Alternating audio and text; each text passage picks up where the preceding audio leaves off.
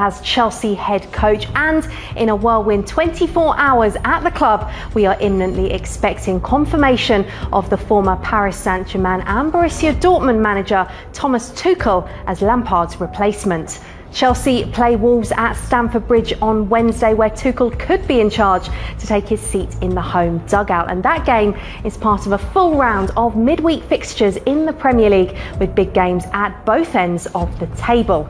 Chelsea are in 9th position after a run of just 2 league wins in 8 after being top just last month. They are now 11 points off Manchester United, who lead the way, and 5 points off the Champions League places. But 3 points against Wolves tomorrow could take them back into the top 6 ahead of another home match against Burnley on Sunday.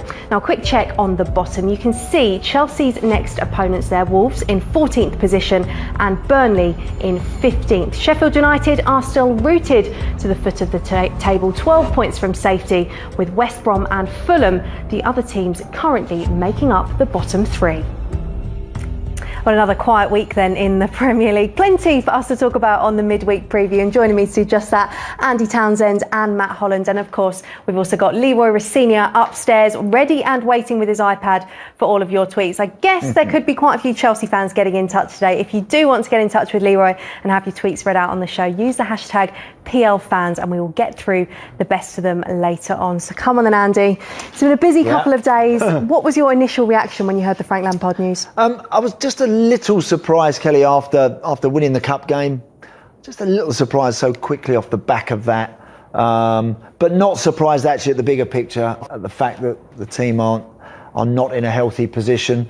And that Frank had looked, to me, from the sidelines, had looked a little bit lost a little bit lately at how to cure and fix some of the issues that the team have got. Look, he was a brilliant player. I'm sure he'll go on to have a very successful managerial career. You just don't get time at that club. And he knew that. Well, the average length of a manager at Chelsea is 15 months.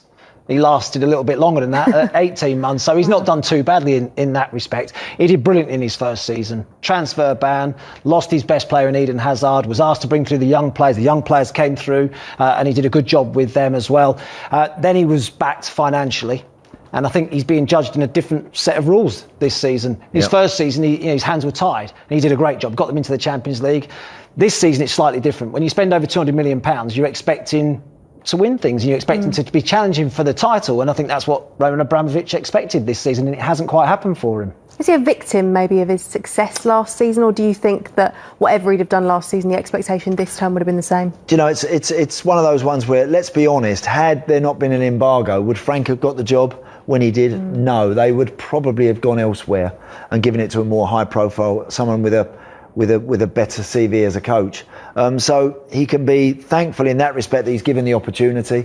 I think his legacy is, as Matt says, some very good young players have come through. The likes of Reece James in the team to stay in the team. Mason Mount, I think is in the team to stay in the team. I'm not quite so sure from there. I'm not sure how Tuchel will view someone like Tammy Abraham, he wants to get the team into the top 4 to be winning things. Will he want a striker that maybe guarantees him a bit more? Possibly. I don't know. We'll see. But I think Frank has done a good job.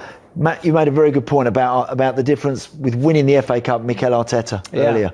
Well, I mean, if Frank had won that, he would have been given a little bit longer. I'm absolutely even with the results. Even with the current situation, I think. Well, look at Mikel Arteta's run this season. Yeah. They could easily have sacked him, but everyone's all of a sudden saying, "Well, actually, he's just won 2 trophies. Yeah, he's won the FA Cup, he's won the Community Shield, and so he's been automatically given a little bit longer at Arsenal to get things right. If Frank had won the FA Cup the back end of last season, I think he'd have been in the same situation. Well, let's take a look at the statement that Frank Lampard did post on his Instagram. He revealed this through the LMA as well. Classy as ever. It's been a huge privilege and an honour to manage Chelsea, a club that has been a big part of my life for so long. Firstly, I would like to thank the fans for the incredible support I've received. I hope they know what that means to me.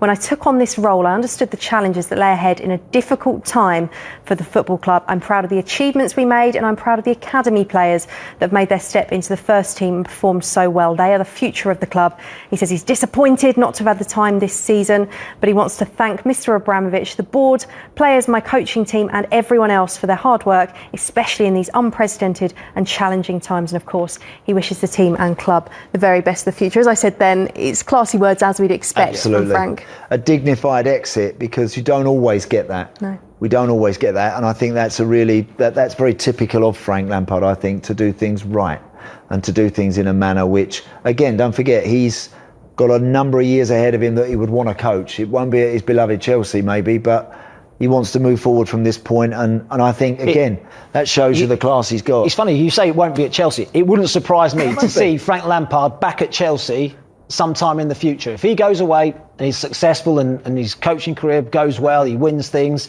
that Chelsea go back for him. You know, we saw Jose Mourinho. Would he go back, do you think? So, well, it's his club. Yeah. It's his club. I mean, he spent so many years there as a player successfully. As soon as this opportunity came up, you could see he jumped at it. He relished the opportunity to manage Chelsea. I think if he goes away, he's successful somewhere else, and Chelsea come knocking on his door again, it wouldn't surprise me to see him back at Chelsea. Yeah, it will be interesting to see where he goes next. I know his wife's pregnant at the moment, so maybe she's quite pleased to have an extra pair of hands around the house. Also, the fact in Chelsea's statement that Roman Abramovich spoke, that's the first time that Abramovich has put a statement in about a departing manager. That tells us quite a lot, doesn't it? Yeah, it does. I think that again tells you that, and I think the words are very genuine. I think that Mr. Abramovich does go on to say, doesn't he, that, you know, Frank is an iconic part of an iconic warmly Chelsea welcomed player. back as well. Will be warmly welcomed back, etc., etc. They parted on the best of terms. Look, he doesn't give managers an awful lot of time.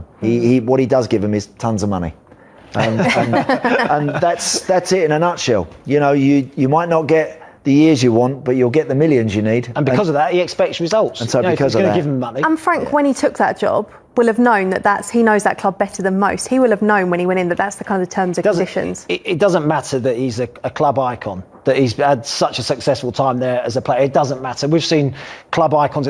Roberto Di Matteo won the Champions League, lost his job not long after. So there's no guarantee just because you played for the club and you were brilliant as a player that you're going to transfer that into management, and you're going to be given a little bit longer because of that. Roman Abramovich has shown he's ruthless. You have to win things, especially when he's just given you £200 million in one transfer window. You have to be successful, and obviously this season it's not quite going to plan. And the flip side of that, you can say, is it's worked for him so far, hasn't it? Look at the success Chelsea have had while he's been at the helm. Let's take a look at the results that Frank Lampard does leave with at Chelsea. These are his last 10. Obviously, we could talk, they were on a 17-match unbeaten run, weren't they, till the end of December. I think that was 48 days ago that run ended. But look at that, 3 wins in there. Results, Pep Guardiola actually said it, didn't he? That if you don't get the results, you don't keep your job. And ultimately, that's what's happened. It's very true. I saw actually a few of those, Kelly. I actually saw a few of those. I saw the Leeds game where I thought they played very well and they looked good. There's been a good few in there that I thought Frank had done particularly well in. Some of the ones just lately, particularly the Leicester performance, was a poor one. Arsenal. I thought, Matt, when Arsenal, I saw that one too, and that was Mikel Arteta was right on the cusp himself on the day that they went to Arsenal, and of course he lost that game, and from there it just hasn't, I'm afraid, looked like that Frank's able to turn it round. It's so difficult. I actually think he's had too many players to choose from. How can you not want to have a massive squad? You would want that. Every coach wants that.